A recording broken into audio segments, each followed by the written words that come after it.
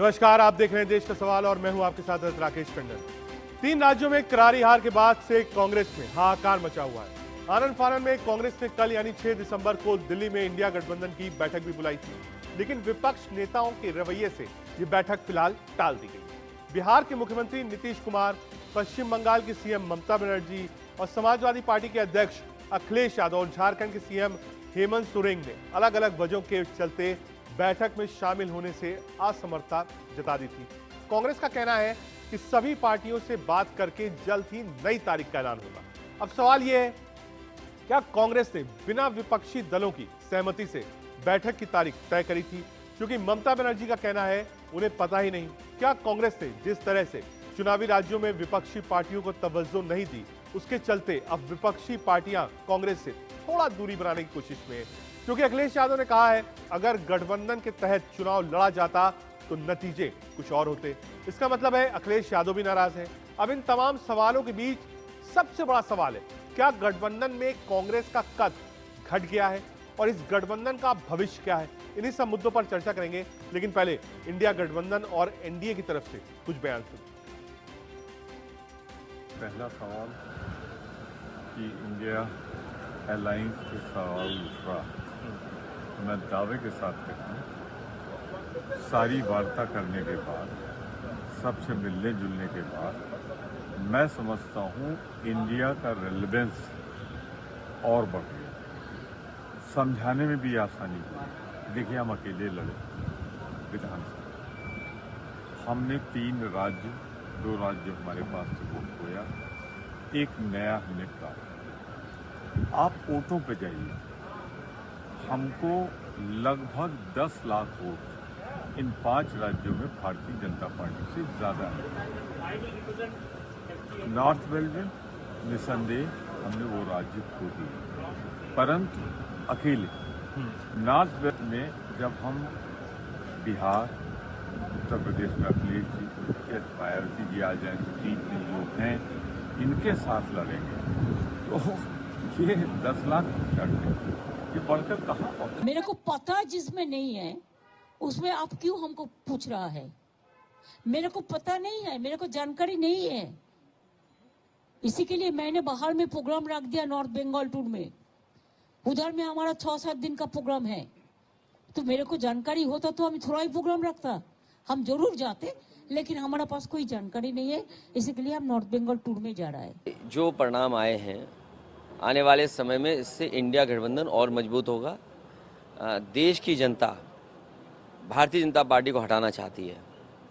अगर यही मानक हम मान लें कि लोग परिवर्तन चाहते थे, जिन प्रदेशों में सरकार बदली है, और मध्य प्रदेश के अलावा मध्य प्रदेश की परिस्थितियां दूसरी रहीं, मध्य प्रदेश में दूसरे तरह का अगर गठबंधन होता तो परिणाम दूसरा भी हो सकता था। लेकिन जो परिणाम इन प्रदेशों से आए हैं, जनता परिवर्तन चाहती है, तो बीजेपी के लिए ये चिंता का विषय होना चाहिए कि जो सरकार में हैं उनसे जनता नाराज़ है या जनता ने परिवर्तन के लिए वोट दिया है, तो आने वाले समय में भी परिवर्तन का वोट पड़ेगा, तो ये चिंता का सवाल बीजेपी के लिए है। देखिए, इस मीटिंग का तो अब कोई औचित्य नहीं रह गया, लेकिन हो सकता है कि अगले 24 घंटे में मीटिंग को कोई स्थगित न कर दें ये लोग। जब नीतीश कुमार नहीं आ रहे हैं, ममता बनर्जी नहीं आ रही हैं, अखिलेश यादव के आने पर भी क्वेश्चन मार्क लगा हुआ है, तो फिर उस बैठक का औचित्य क्या रह जाएगा? तो अभी ये लोग कोप भवन में सारे लोग हैं, दुखी हैं, इनको भरोसा था कि कुछ न कुछ होगा, लेकिन जिस तरह की करारी जीत हासिल हुई है बीजेपी को 3 राज्यों के अंदर, उसके बाद ये सब लोग निराश और हताश हैं। देखिए, विपक्षियों ने ठाना है 24 में मोदी जी को प्रधानमंत्री बनाना है, तो उसकी शुरुआत आप देखें कि विपक्षी अलग अलग आपस में खुद लड़ रहे हैं। इस नाते लड़ रहे हैं कि हम लोगों को जीतना नहीं है, भाजपा को जिताना है, उसके लिए काम कर रहे हैं। जो किसानों के लिए किसान सम्मान निधि वो पूरे देश में जा रही है, सीधे डायरेक्ट खाते में। देखिए, लंबे समय से उन्होंने अपना रुख इस तथाकथित इंडिया अलायंस को लेकर उन्होंने अपना स्पष्ट रखा है, और कहीं ना कहीं एक रिक्वायर्ड डिस्टेंस उन्होंने शुरू से ही इस गठबंधन से बना के रखा है। मेरे मुख्यमंत्री ने भी इससे पूर्व भी एक बैठक में ये खुद ये शरीक नहीं हुए थे। देखिए, मुख्यमंत्री जी को इस गठबंधन का जितना नुकसान करना था वो कर चुके हैं। मेरे मुख्यमंत्री एक बहुत बड़ा कारण है जिस तरीके से विपक्ष की इतनी करारी हार 3 बड़े राज्यों में और देश की एक बड़ी आबादी ने अगर विपक्ष को नकारा है तो इसके जिम्मेदार, और मैं इससे भी इसलिए नहीं कह रहा क्योंकि मैं उनकी नीतियों का विरोधी हूं, कारण है मुख्यमंत्री जी ने जिस तरीके से महिलाओं का अपमान किया, उनको लेकर अश्लील शब्दों का इस्तेमाल किया, जिस तरीके से अनुसूचित जाति जनजाति से आने वाले बड़े नेताओं का अपमान किया, इंक्लूडिंग माय फादर, और पूर्व मुख्यमंत्री जीतन राम मांझी जी के लिए तो विधानसभा में उनके सामने खड़े होकर जिन अपशब्दों का इस्तेमाल किया, जो कि खुद दलित समाज से आते हैं, इन तमाम विषयों पर विपक्ष के नेताओं का खामोश रहना एक बहुत बड़ा कारण रहा। आपने नेताओं का बयान सुना, अब सीधे अपने पॉलिटिकल पैनल पर चलेंगे, लेकिन उससे पहले देश का सवाल क्या है। आज देश का सवाल है, क्या इंडिया गठबंधन में घट रहा है कांग्रेस का कद? पहला। दूसरा, आनंद फानंद में बैठक तय की गई, फिर बैठक को टालना क्यों पड़ा? इंडिया गठबंधन से बड़े नेता दूरी क्यों बना रहे? अगर इंडिया में तकरार है तो एकजुटता क्यों नहीं दिखती? एक लंबा चौड़ा पॉलिटिकल पैनल हमारे साथ है। हमारे साथ मनोज यादव, प्रवक्ता भारतीय जनता पार्टी की तरफ से जुड़ रहे हैं, मनीषा कांडे, प्रवक्ता शिवसेना शिंदे गुट की तरफ से, अशप्रीत सिंह खांडियाल, प्रवक्ता कांग्रेस पार्टी की तरफ से, जुई विश्वास, प्रवक्ता टीएमसी की तरफ से, नेहा यादव, प्रवक्ता समाजवादी पार्टी की तरफ से, और चिराग सेठी, प्रवक्ता आम आदमी पार्टी की तरफ से। अशप्रीत, आपसे शुरू करेंगे। ऐलान तो उस दिन किया गया कि साहब ये बैठक हो रही है जिस दिन रिजल्ट्स आ रहे थे। जैसे जैसे रिजल्ट चेंज हुए, थोड़ा रुख कांग्रेस का बदला, और उसके बाद आज औपचारिकता नहीं है, लेकिन हाँ ये कहा जा रहा है कि साहब इसको थोड़ा पोस्टपोन कर दिया गया है। ममता बनर्जी, अखिलेश यादव, 3-4 बड़े नेता हैं जिन्होंने दूरी बनाई है इस अलायंस से। क्या अनटचबिलिटी है कांग्रेस के साथ, जो ये कांग्रेस हार गई है? धन्यवाद साहब सवाल के लिए। काइंडली मुझे 1.5 मिनट अनइंटरप्टेड दीजिएगा। पहले तो मैं एक चीज स्पष्ट कर दूं और जो बीजेपी का वहम है उसको निकाल दूं। चारों स्टेट्स के जो टोटल वोट्स हैं ना, आप अगर भारतीय जनता पार्टी गिनेगी उनको तो उन्हें पता लगेगा कांग्रेस पार्टी को 10 लाख ज्यादा भारतीय जनता पार्टी से 4 सूबों में, 4 स्टेट्स में हमारा वोट शेयर भी रिटेन्ड है। तेलंगाना में सरकार बनाई है, 3 में सेकंड लार्जेस्ट इमर्ज हुए हैं। इससे पहले कर्नाटक और हिमाचल में भारतीय जनता पार्टी को मुक्त किया था। इसके बाद 2024 में इंडिया इन्हें मुक्त करेगी। अब अगली चीज साहब ये है, मोदी साहब ने जो कहा कि ये जो हैट्रिक है 2024 के हैट्रिक में तब्दील हो जाएगा। मुझे लगता है कि भारतीय जनता पार्टी को थोड़ा इतिहास पढ़ लेना चाहिए। आज से एग्जैक्टली 20 साल पहले कांग्रेस पार्टी राजस्थान, छत्तीसगढ़ और मध्य प्रदेश आ रही थी, और उसके बावजूद कुछ ही महीनों में कांग्रेस पार्टी ने बाउंस बैक किया था और लोकसभा इलेक्शन में सबसे बड़ी सिंगल लार्जेस्ट पार्टी इमर्ज हुई थी। और उसके बाद मैं भारतीय जनता पार्टी को भी कहूंगा कि भारतीय जनता पार्टी ना कह रही है कि इंडिया अलायंस में क्या हो रहा है जी, आपकी कितनी मीटिंग्स हुई, क्या हुआ क्या नहीं हुआ। एनडीए की कितनी मीटिंग्स हो गई जी? 30+ पॉलिटिकल पार्टीज है आपकी अलायंस में। मुझे बता दीजिए कितनों के पास एक भी एमपी है, और ये भी बता दीजिए कि जो एनडीए के एलाइज हैं, अगर वो थोड़ा सा भी डिफरेंस इन ओपिनियन दिखाते हैं तो क्या आप एलाइज को, लीडर्स को तभी बाहर का रास्ता नहीं दिखाते? वो हमारी पार्टी में, हमारे अलायंस में नहीं होता, क्योंकि ये लोकतंत्र की निशानी है, डिफरेंस इन ओपिनियन। अगली बात, आपकी कितनी parties registered election commission of India के साथ, ये भी साहब बता दीजिएगा। और साहब मोदी मैजिक की बात भारतीय जनता पार्टी करती है, और अगर मोदी साहब को आप ये 3 स्टेट्स में जो जीत हुई है मोदी साहब को एट्रीब्यूट कर रहे हैं, कह रहे हैं वो कारण है, तो जो तेलंगाना में हार हुई है उसका श्रेय भी तो मोदी साहब को दे दीजिए साहब। और अगली चीज साहब, ये कह रहे हैं कि कांग्रेस पार्टी 3 सूबों में रह गई। एक वक्त था भारतीय जनता पार्टी 2 सीट पे रह गई थी लोकसभा में, और उसके बाद आपके पास तो कमबैक होता है। मैं कंपेयर नहीं कर रहा हूं कि आप क्या जीते, वोट परसेंटेज, स्विंग, मैं इस पे नहीं। जो एक बेस होता, यहां से अगर कांग्रेस पार्टी सम्मानजनक 2 स्टेट जीत के लाती, एक तेलंगाना मिलता, एक नॉर्थ इंडिया का भी बड़ा स्टेट मिल जाता, कोई भी एक, तो जो अलायंस होता उसके लिए एक होप होती। क्या वो होप खत्म करी गई बीजेपी द्वारा जीत के? आ रहा हूं मनोज जी के पास। मनोज, अशप्रीत कह रहे हैं साहब वोट हमको ज्यादा मिला, परसेंटेज ऑफ वोट हमारा इंटैक्ट है, ये 2 चीजें वो लेके आए आंकड़ा, ठीक है, अच्छी बात।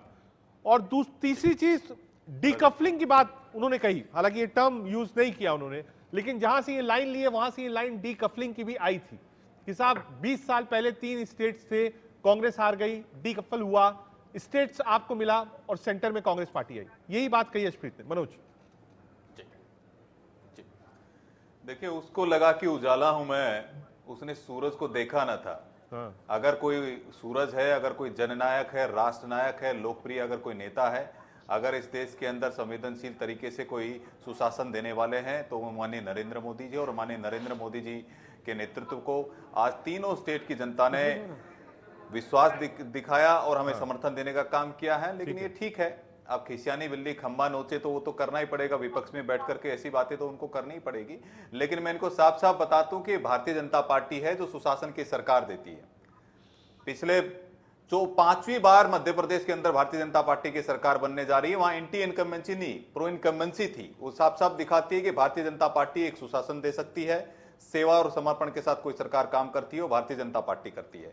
वहीं आप देखिए कि छत्तीसगढ़ और राजस्थान के अंदर 5-5 साल में ही ये लोग सरकार नहीं चला पाए, तो साफ साफ दिखाता है कि किस तरह से ये लोग भ्रष्टाचार में आकंठ डूबे हुए थे, अव्यवस्था वहां पर फैली हुई थी।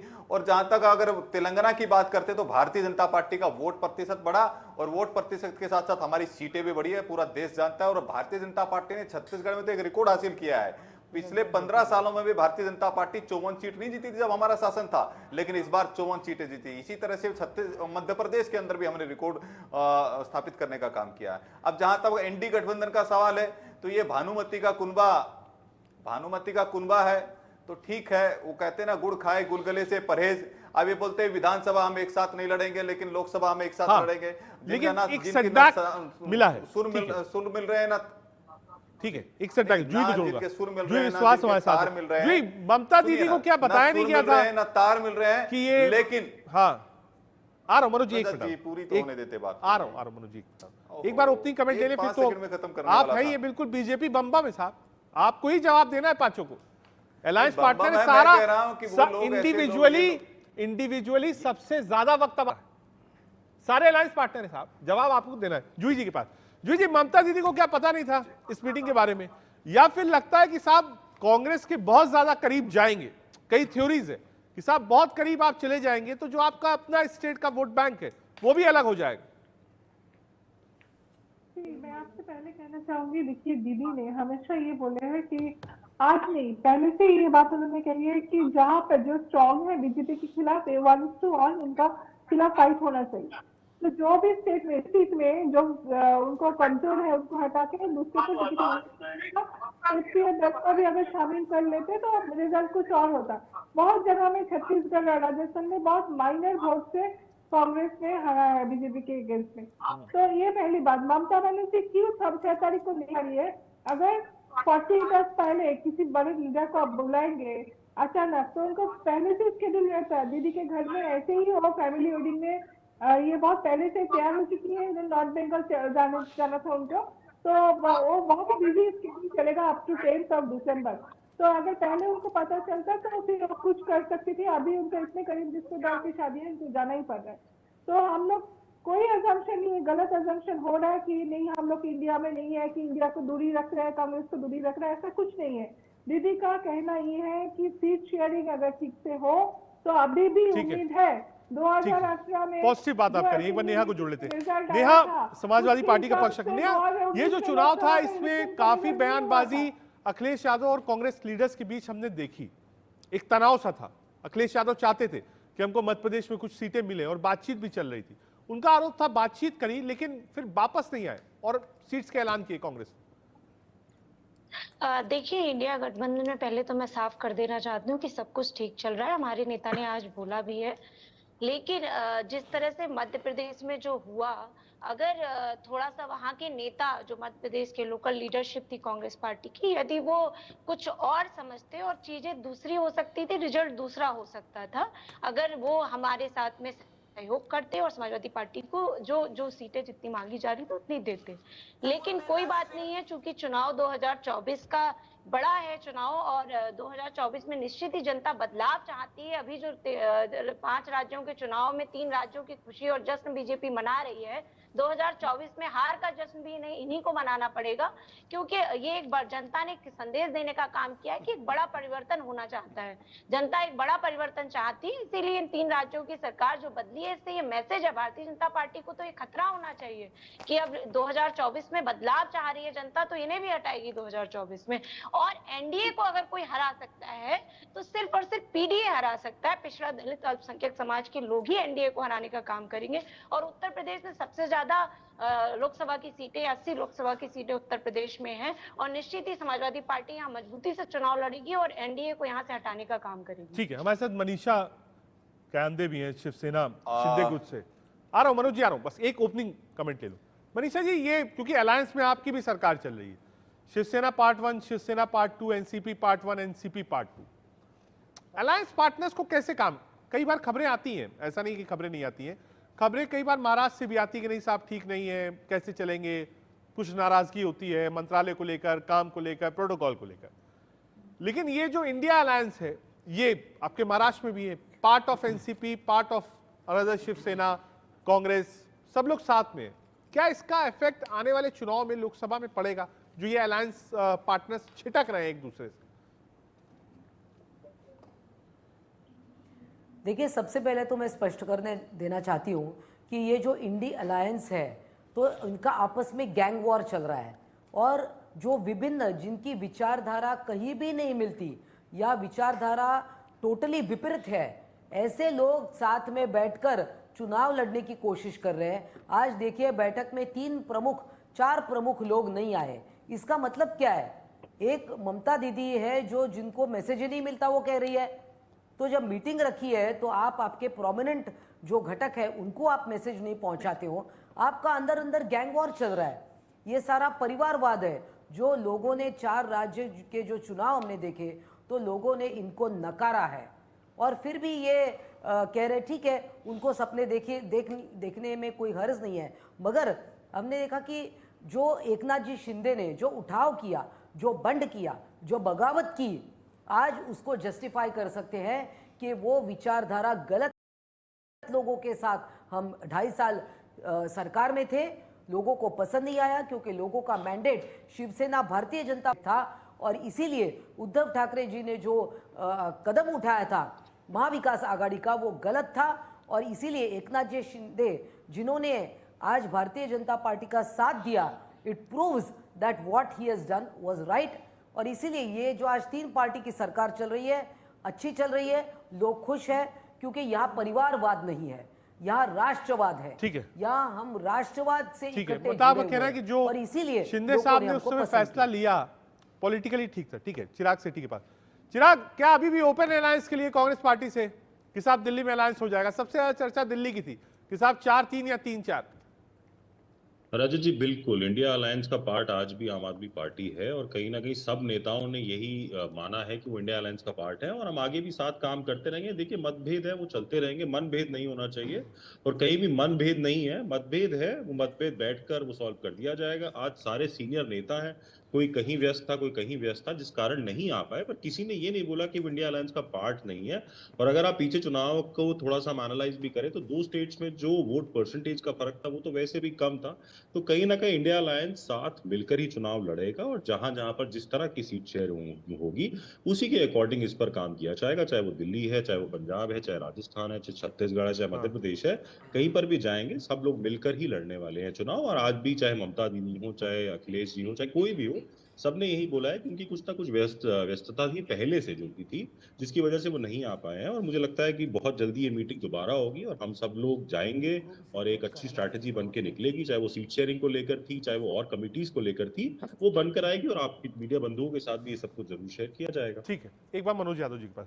मनोज, ये जो चुनाव थे, मैं कभी नहीं कहूंगा कि साहब ये सेमीफाइनल है, लोकसभा वाला फाइनल है। 4 दिन 4 रातों में माहौल बदल जाता है, पूरा चुनाव बदल जाता है। ये इस चुनाव में हमने देख लिया, कंपैरिजन मैं नहीं कर सकता जी। लेकिन मेरा ये मानना है कि यहां से अगर कांग्रेस पार्टी को 2-3 राज्य मिलते तो वो अलायंस को लीड करने की स्थिति में होती।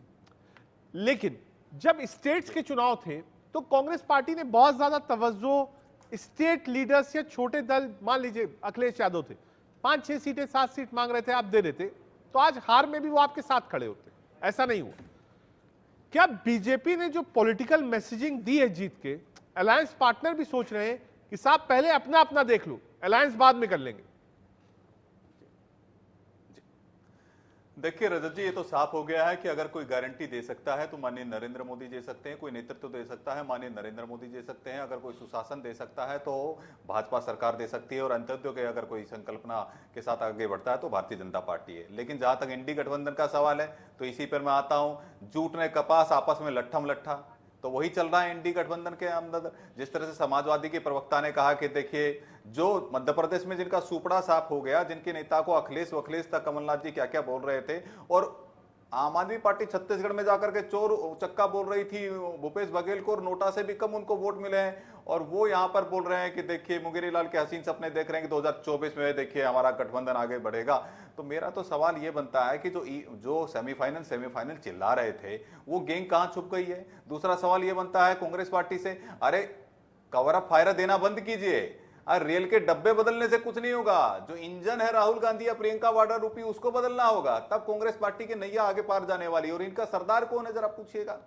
हमारा तो सरदार एक ही है, माननीय नरेंद्र मोदी जी है, और हमारे गठबंधन के अंदर सहमति है कि हमारा नेता है तो माननीय नरेंद्र मोदी जी है। लेकिन मैं पूछना चाहता हूं रजत जी कि जिस तरह से जनता जनार्दन ने तुष्टीकरण की राजनीति को नकारा है, परिवारवाद की राजनीति को नकारा, भ्रष्टाचार की, डाकुओं के सरदार आप ही है ना, देख रहे ना, भ्रष्टाचार आपने किया है, तुष्टीकरण आपने किया है, भ्रष्टाचार में आकंठ डूबे हुए हैं। ये मूर्खों का सरदार आपके पास ही है, मूर्खों का सरदार भी आप ही का है। ये मूर्खों का सरदारों को नेतृत्व दे करके आप ही आगे बढ़ा रहे हैं। ये आपने देश की जनता ने देखा है। ये टेप रिकॉर्डर कब बंद करोगे? आपको शर्म आनी चाहिए, शर्म आनी चाहिए, शर्म आनी चाहिए। मनोज एक बार कंप्लीट करिए। आप ऐसी भाषा का प्रयोग कर रहे हैं। जनता ने हमें जनादेश दिया है और आप लोग का टेप रिकॉर्डर बंद नहीं हो रहा। आ रहा हूं, एक मिनट मनोज, एक बार रिप्लाई ले ले। ईवीएम पर ठीकरा फोड़ने वाली जो गेंद है, अश्मित, जो 3-4 पर बार ठीकरा मूलभूत सवाल उठाए मनोज ने, उनको और कांग्रेस पार्टी और कांग्रेस लीडरशिप पर सवाल उठाए। एक बार आप काउंटर दीजिए। धन्यवाद साहब। देखिए, मैं इनको इंटरप्ट नहीं किया, उम्मीद करता हूं मुझे इंटरप्ट नहीं करेंगे। मेरी एक ही विनती है, जो पैनलिस्ट यहाँ पे शब्दों की मर्यादा नहीं रख पाते हैं, for whatever reason, at least लोगों की रिस्पेक्ट करें और एक डेकोरम शब्दों की मर्यादा रखेंगे। दूसरी बात, नरेंद्र मोदी जी के पिताजी के ऊपर आप शब्द बोलते हैं और आप मौन धारण कर लेते हैं। माननीय नरेंद्र मोदी जी को पनौती बोलते हैं, आप मौन धारण कर लेते हैं। सनातन को मलेरिया बोलते हैं, एड्स बोलते हैं, आप मौन धारण कर लेते हैं। माननीय नरेंद्र मोदी जी को रावण बोलते हैं, आप मौन धारण कर लेते हैं। मनोज जी एक बार, नरेंद्र मोदी जी को मारने की कामना करते हैं। मनोज जी एक बार अश्मित अपनी बात रखना चाहते हैं, जो आपने बोला है एक बार वो काउंटर देना चाहते हैं। ऐसे प्रधानमंत्री जो गरीब परिवार से हैं, उनको गाली देने का काम करते हैं और आप शब्दों की मर्यादा की बात करते हैं। अरे शब्दों की मर्यादाओं को तिलांजलि आपने दे दिया है। नेहा जी एक मिनट रुक जाइए ना, जो उन्होंने शब्दावली यूज करी है मनोज ने, वो कांग्रेस के खिलाफ है। नेहा जी एक मिनट, मलेरिया और क्या क्या मनोज भाई एक मिनट छोड़ देते हैं। नहीं एक मिनट अश्मित एक मिनट। मनोज मैं चाहूंगा ना, आपने बोल लिया, नेहा जी मैं आपके पास आऊंगा, अगर आप ऐसे बोलेंगी तो मनोज यादव भी बहुत प्रबल प्रवक्ता है, वो भी आपको बोलने नहीं देंगे, आप समझ लीजिए, मैं जानता हूं। मेरा ही कहना है ना, आप अपना समय लीजिए, अपनी बात रखिए, जिस बात से आपको एतराज है अपने समय में बोलिए। अश्प्रीत। राकेश जी, मेरी आपसे एक विनती है, मैंने मनोज साहब को एक दफा इंटरप्ट नहीं किया, अगर वो मुझे इंटरप्ट करते हैं तो प्लीज इंश्योर कीजिए वो ना कर पाए, उनको म्यूट करके प्लीज।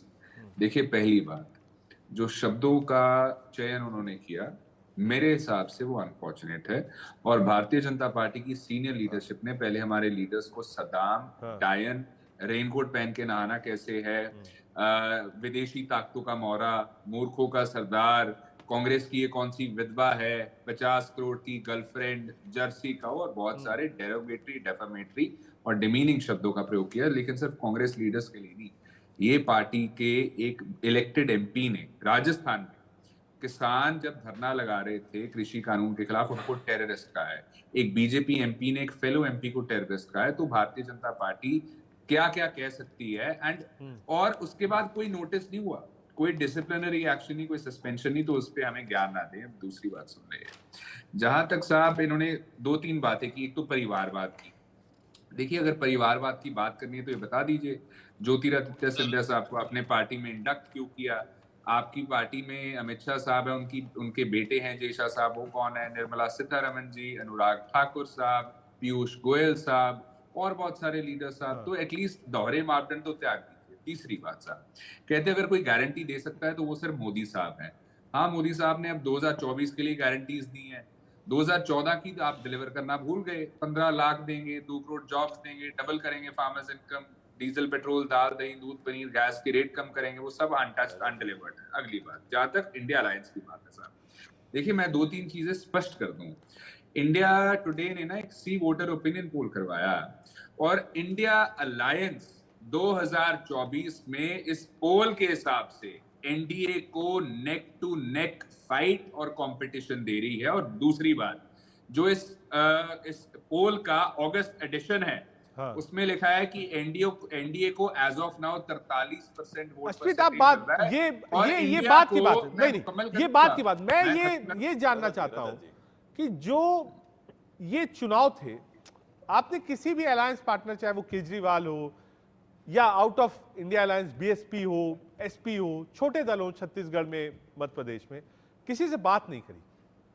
सिर्फ आप लेफ्ट पार्टी के साथ एक सीट पे मेरे ख्याल से अलायंस था, वो भी तेलंगाना में, वो लेफ्ट एक सीट जीती है जो मेरी जानकारी। तो आपने जब दरकिनार किया, आपने कहा साहब कौन अखिलेश वखिलेश, तो आज वही अखिलेश बोलेंगे ना साहब कौन कांग्रेस, कहां जीत पाई कांग्रेस, बताइए आप। ये चीज आप इसको फिनोमेना समझिए क्या? देखिए, मैं एक चीज आपको स्पष्ट कर दूं। पहले तो तेलंगाना में जीत हासिल करना, वो स्टेट जो सिर्फ 10 साल पहले बनी है, पावर छीनना एक रीजनल पार्टी से, स्टेट पार्टी से, बीआरएस से खास करके, हाँ, एक बहुत ही रेयर ट्रेंड है देश में। आप आंकड़े उठा करके देख लीजिए। दूसरी बात, बीजेपी के प्रवक्ता ने क्या तर्क दिया, कहते तेलंगाना में क्योंकि पहले हमारी सीट एक थी, इस बार थोड़ा उसमें इजाफा हुआ है, थोड़ा गेन हुआ है, तो हमने बहुत बड़ा कुछ अचीव कर लिया। अगर ये इनका तर्क है तो मैं राजस्थान का तर्क उसके हिसाब से काउंटर कर देता हूं इनका, कि राजस्थान में एक तो सबको पता है कि साइक्लिकल गवर्नमेंट्स आती हैं, ऑल्टरनेट गवर्नमेंट्स आती है, कांग्रेस है तो अगली बीजेपी है तो कांग्रेस। मैं ये कहता हूं ना साहब कि जिस टीम ने अच्छा खेला है, आप कहिए वेल प्लेड, मैं राजस्थान पर जा ही नहीं रहा हूं। 10 सेकंड और दे रहा हूं, 10 सेकंड और, मैं आ रहा हूं, एक मिनट आ रहा हूं, एक बार जूही विश्वास जी के पास 10 सेकंड ओनली, मैं पॉइंट पूरा कर लूं बस, 10 सेकंड ओनली। तो मैं ये कह रहा था, इन्होंने गेन की बात की, जब कांग्रेस पार्टी की सरकार राजस्थान में रही है इससे पहले, और अगली टर्म में हमने कंटेस्ट किया इलेक्शन, तो हमारी 20 से 30 सीटें आ, बिल्कुल ठीक है, मैं मान गया अगले टर्म में। इस बार तो हमारी उससे बहुत ज्यादा है साहब। मैं ठीक है, लेकिन मसला ये है कि हिंदी बेल्ट से पूर्ण रूप से आप साफ हो रहे हैं। इस बात को आप लोग समझ ही नहीं रहे कि हिंदी बेल्ट से आप साफ हो गए। तेलंगाना में जीत है, उसका पॉलिटिकल मैसेज है, लेकिन पॉलिटिकल मैसेज तेलंगाना से शुरू होकर दिल्ली में खत्म हो जाता है। नॉर्थ इंडिया में जो साफ हो रही पार्टी, इस पर सोचना पड़ेगा। अश्वित, एक बार जूही विश्वास जी के पास जाना है, आ रहा हूं अश्वित जी, आ रहा हूं जूही विश्वास जी का। जूही जी, ये जो अलायंस की बातें चल रही थी, क्या अब इसमें जो बिग ब्रदर की थ्योरी, जो बार बार लोग कह रहे थे कि ड्राइविंग सीट से कांग्रेस पार्टी को हटना पड़ेगा, ये इंडिया अलायंस के ही एक लीडर ने कहा था, क्या ये वो वक्त है 24 से पहले कि कांग्रेस पार्टी कॉम्प्रोमाइज करे, किसी और को ड्राइविंग सीट पे बैठाए और कहे साहब गाड़ी चलाइए हम साथ में? धन्यवाद साहब सवाल के लिए। देखिए ऐसा है, जहां तक अश्वित जी, जूही जी से सवाल है। अच्छा सॉरी, मैं आपको पहले ये कहना चाहूंगी कि कांग्रेस का ये जो बॉस वाली एटीट्यूड है, इनको ये छोड़ना पड़ेगा, क्योंकि कांग्रेस हमेशा एक मतलब ड्राइविंग सीट करेंगे और हम लोग पीछे बैठेंगे, वो सब ठीक है, लोग तो सीट शेयरिंग में हो जाएगा, कौन कहाँ पर बैठेगा, हम लोग उसमें हम लोगों को फिक्र नहीं है। लेकिन बंगाल में बैठ के इनके जो प्रेसिडेंट हरीश चौधरी ये गाली गलौज करेंगे दीदी को, और वापस तो ये सोचेंगे कि हम लोग दिल्ली में सब इंडिया गेट में एक साथ रहेंगे, तो दो काम एक साथ तो नहीं हो सकता है ना। तो ये एटीट्यूड उनको बदलना पड़ेगा। अगर सहयोगी उनको साथ चाहिए तो सबको साथ लेके काम करना पड़ेगा। सीट शेयरिंग भी सही तरीके से होना चाहिए, और आगे आने वाली मीटिंग में सबका टाइम लेके मीटिंग बुलाइए, ताकि सारे बड़े लीडर्स वहाँ पर प्रेजेंट हो, क्योंकि हाथ में टाइम नहीं है, बिल्कुल टाइम नहीं है 2024 के इलेक्शन के लिए, अभी उतना वक्त नहीं रह गया। तो कांग्रेस को ये बहुत कंटिन्यूअसली ये काम, मतलब ये नहीं कि अचानक याद आया कर लिया इंडिया अलायंस का, ये मीटिंग करके कि मिनिमल जो हमारा जो प्रोग्राम है, इन प्रोग्राम को देश के हर कोने कोने में करना है और सभी लीडर्स को बैठ के एक साथ तैयार करना है। क्या सीट शेयरिंग होगा, कहाँ पे कौन लड़ेगा, ये सब क्लियर हो जाना चाहिए। लेकिन वही हम बार बार बोल रहे हैं कि बॉस वाली एटीट्यूड नहीं चलेंगे, सबको साथ में लेके काम करना पड़ेगा, तभी हम लोग बीजेपी के खिलाफ लड़ पाएंगे। Point taken. नेहा यादव, नेहा, जब अखिलेश जी ने अलायंस किया कांग्रेस के साथ, कांग्रेस भी खत्म हुई, अखिलेश यादव भी बिल्कुल नीचे चले गए।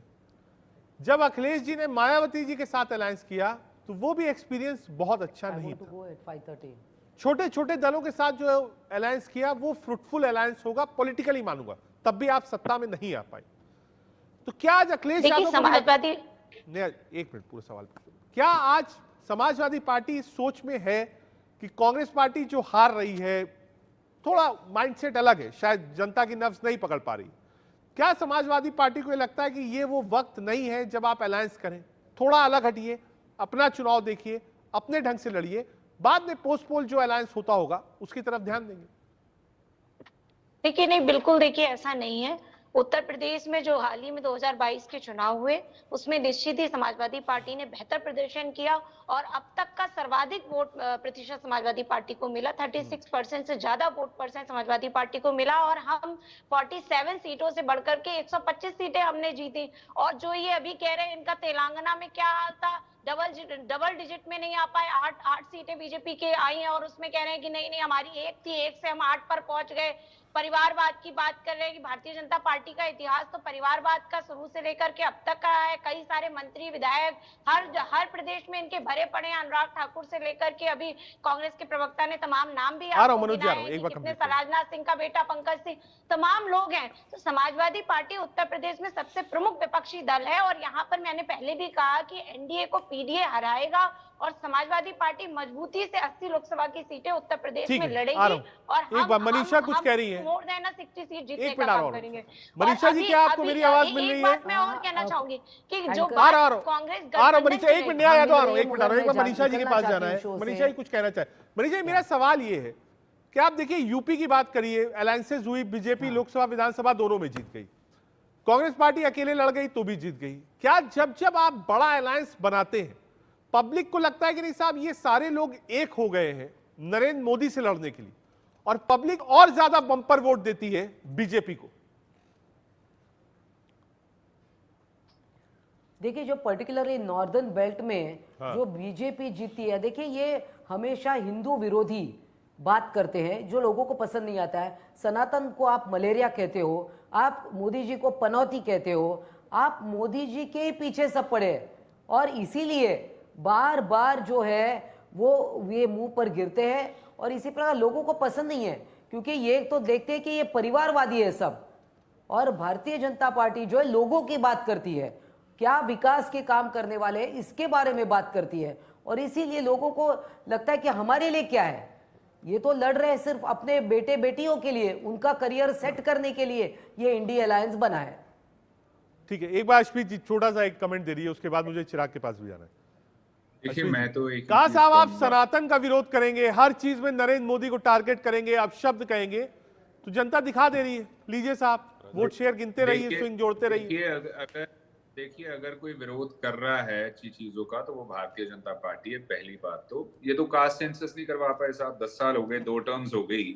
मैं पूछूंगा भारतीय जनता पार्टी के प्रवक्ता से कि क्या कारण है जो आप नहीं करवा पाए, और यहाँ पे या तो कह दीजिए कि हम इसके फेवर में ही नहीं है, ये होना ही नहीं चाहिए, या कहिए कि ये होना चाहिए था लेकिन हम कर नहीं पाए क्योंकि हमारी नीयत नहीं। दूसरी बात, देखिए साहब, मैं आपको बता दूं कि इंडिया अलायंस क्यों आज भी और आगे भी बहुत स्ट्रेंथ से और बहुत शिद्दत से इलेक्शन लड़ेगा और जीतेगा, उसका कारण है जो आंकड़े बता रहे हैं ओपिनियन पोल्स के, 41% वोट शेयर बता रहे हैं 2024 के इलेक्शन में। और तीसरी बात साहब मैं बता दूं आपको, मोदी साहब की जो ये कहते हैं ना कि मोदी साहब की जो पॉलिसीज हैं, जो वो कहते हैं, तो बहुत सारे लोग उनके साथ जुड़े हुए हैं। ये पोल का ये भी कहना है अगस्त एडिशन का कि 9% की गिरावट हुई है उसमें।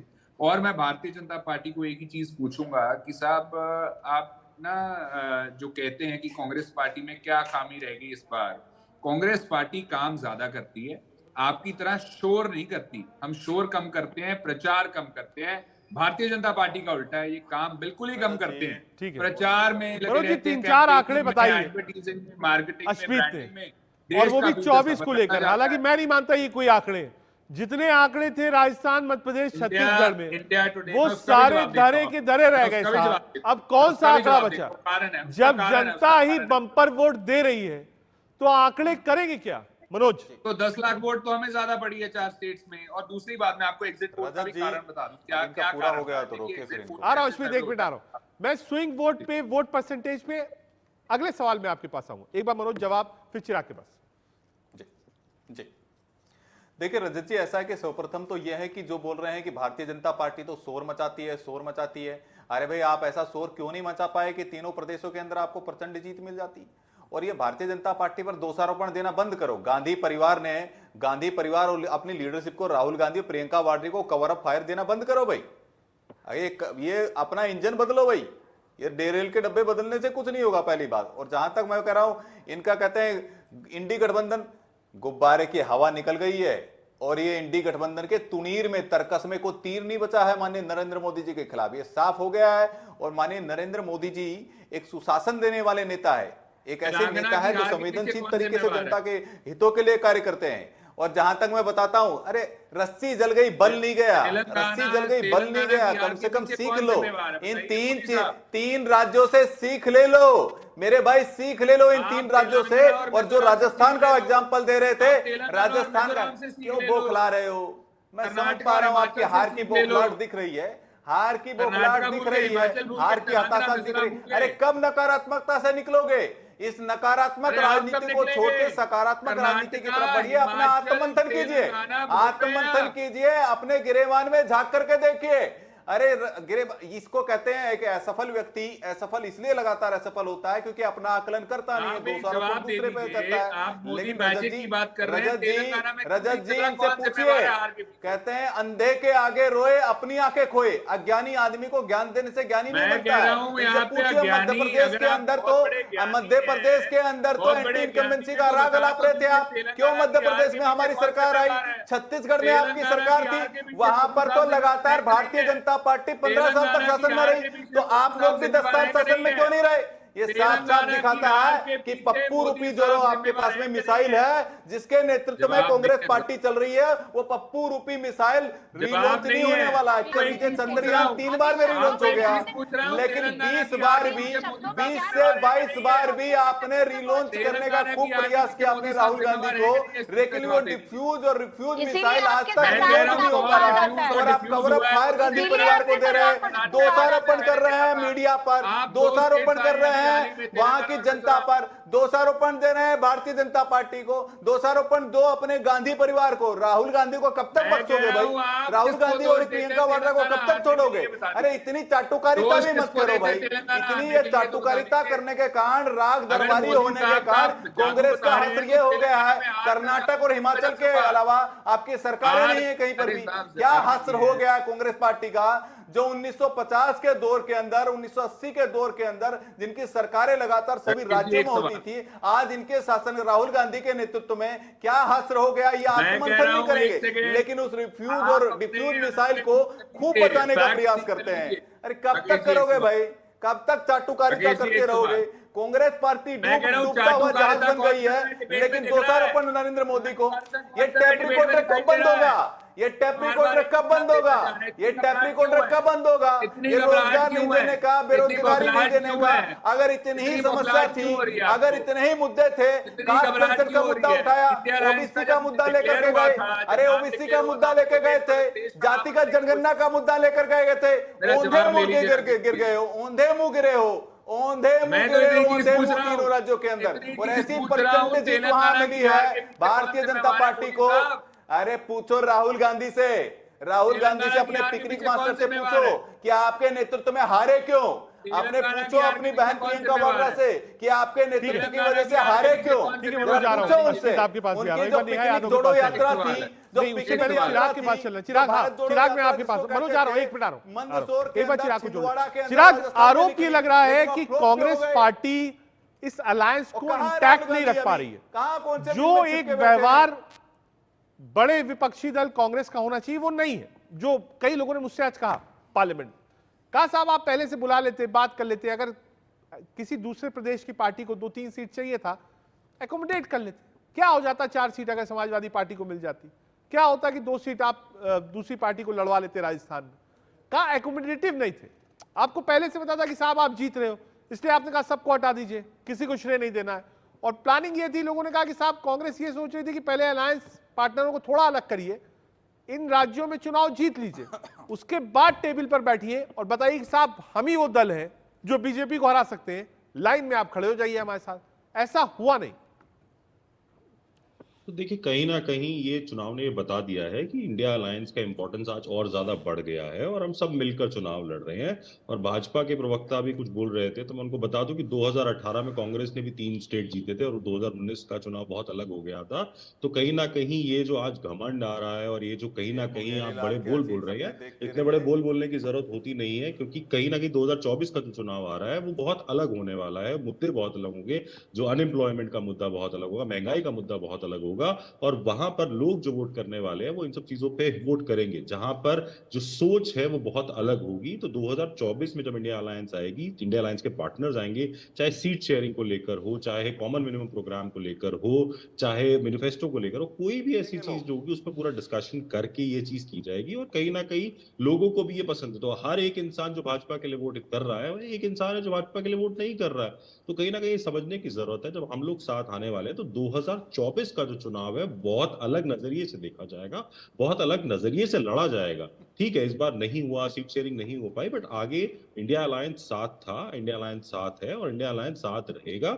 ये डर पहले भी देखा गया था भाजपा में, जब एकदम से एनडीए की बैठक बुला ली गई, देश का नाम चेंज करने की बात हो गई, चुनाव में मेंबर ऑफ पार्लियामेंट उतारने पड़ गए, मिनिस्टर, कैबिनेट मिनिस्टर उतारने पड़ गए, तो वो डर कहीं ना कहीं दिख रहा था।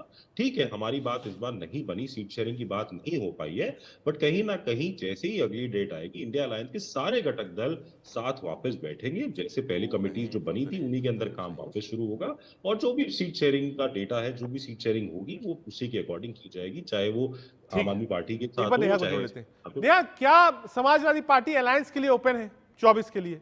पहला। जी, दूसरा, बिल्कुल। दूसरा, ये जो स्टेट इलेक्शंस है, क्या इसकी एक छाप 2024 में होगी? कोई भी अलायंस पार्टनर किसी भी विपक्षी तभी अलायंस करता है जब उसको म्यूचुअली फायदा होता है। यानी अगर 20 सीटों पर अलायंस है, 30 सीटों पर है, 40 सीटों पर है, तो ठीक है साहब, 50 सीटों पर आपके वोट मुझे ट्रांसफर हो रहे हैं, 40 सीटों पर हमारा वोट आपको ट्रांसफर हो रहा है। विनेबिलिटी का आधार ही अलायंस का मकसद होता है।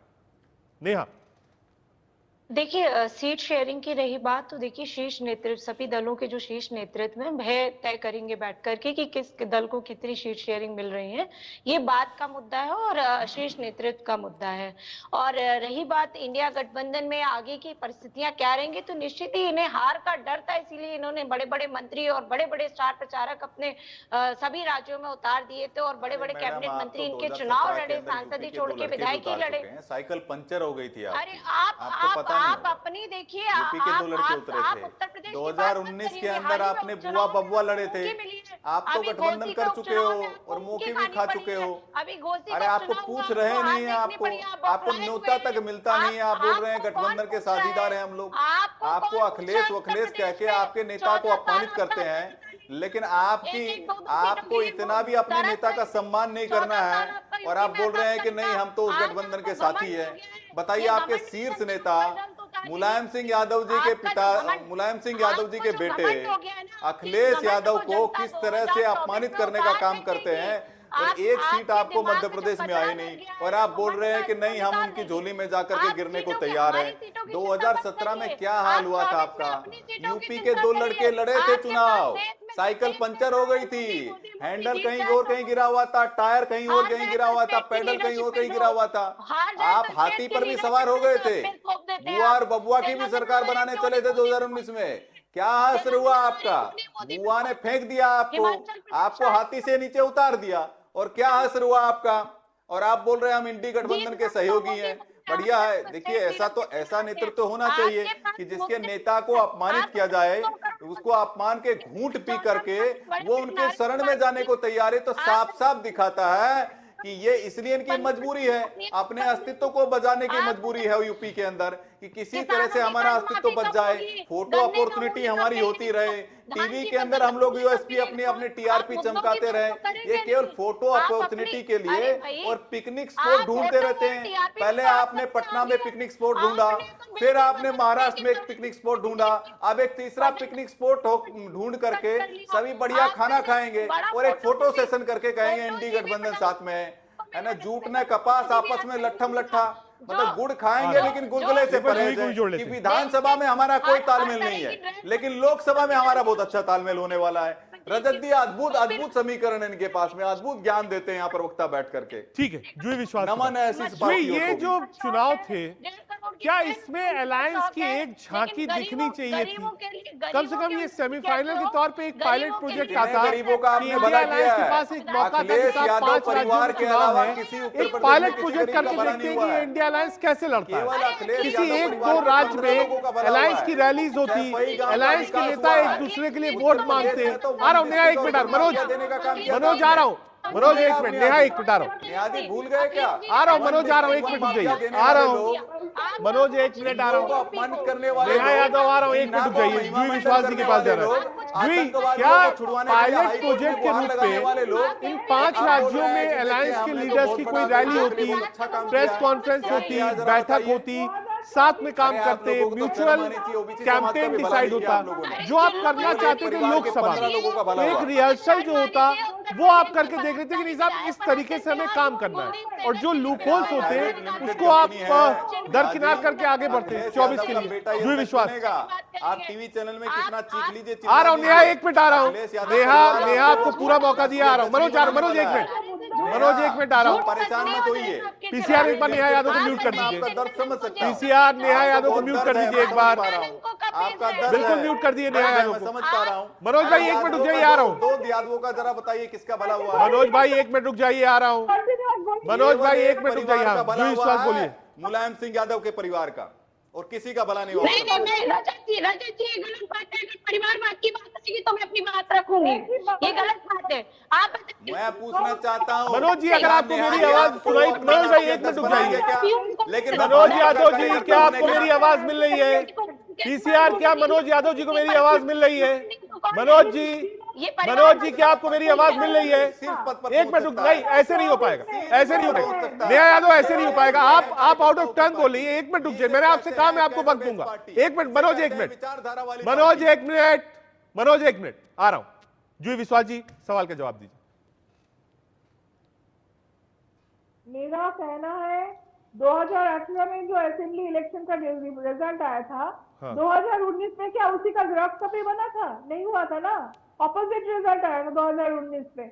आज 2023 में जो रिजल्ट आया है असेंबली का, ये 3 राज्य का मुद्दा अलग था, उन मुद्दे पे उन्होंने वोट किया है। 2024 का मुद्दा अलग है, बेरोजगारी। आज आप देखिए कितना बढ़ता हुआ दाम हर एक सामान का, ये सब मुद्दा आएगा। 2 करोड़ बेकार युवा का नौकरी का मुद्दा आएगा।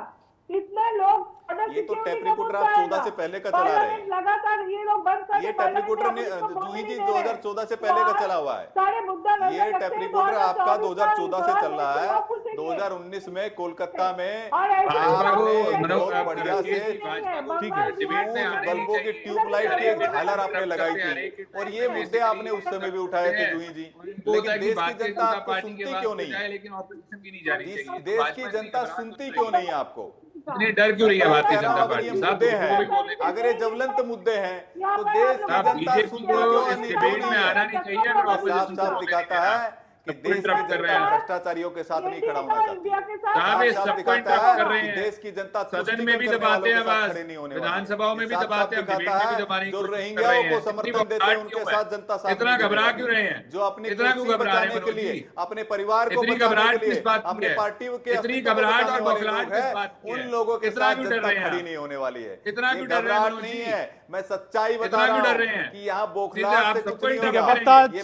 इजाजत देता है। आप सभी मेहमानों का बहुत बहुत शुक्रिया, आपने कीमती वक्त निकाला और देश का सवाल का हिस्सा हुए। दरअसल कल दिल्ली में एक बैठक प्रस्तावित थी इंडिया अलायंस की, जिसकी घोषणा 4 तारीख को हुई। हालांकि औपचारिक नहीं किया था, लेकिन फोन चले गए। कई ऐसे इंडिया अलायंस के लीडर्स थे जिन्होंने अपने जहाज की टिकट भी बुक करा दिए थे। लेकिन जब कई नेताओं ने दूरी बनाना शुरू करी तो फिर कांग्रेस को इस बैठक को टालना पड़ा, ये कहकर कि अभी सभी लोग दिल्ली नहीं आ सकते। दरअसल जो व्यवहार रहा कांग्रेस पार्टी का दूसरे अलायंस पार्टनर के साथ, अब अलायंस पार्टनर भी इस रिजल्ट के बाद थोड़ा हिचकिचा रहे हैं साथ बैठने में। देश का सवाल में आज के लिए इतना ही। देखते रहिए इंडिया न्यूज़।